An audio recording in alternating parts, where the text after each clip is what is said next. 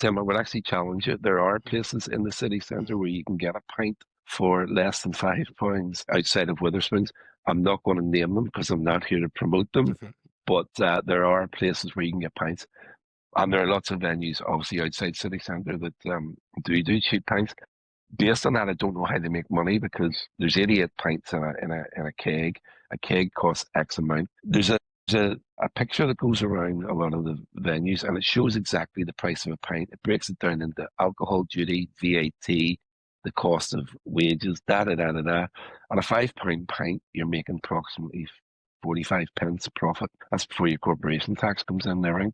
So it does put some people off, and I know there have been debates around £6 pints and Mhm. £6.20 and whatever. And some people say it's cheaper in Dublin, and yes, it's like anywhere. You can go to Dublin and get a cheaper pint than Belfast.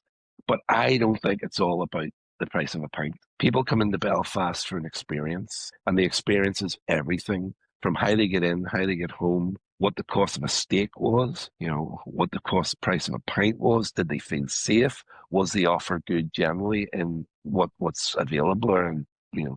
cinemas, bars, restaurants, whatever. But the costs, I mean, there's no ifs or buts. The costs have risen significantly. And again, for the record, Northern Ireland's got one of the highest, if not the highest, electricity charges in the UK. The rate system for hospitality is not fit for purpose. Mhm. Everybody is going through the whole minimum wage situation. The budget's just announced again. That has to be absorbed somewhere.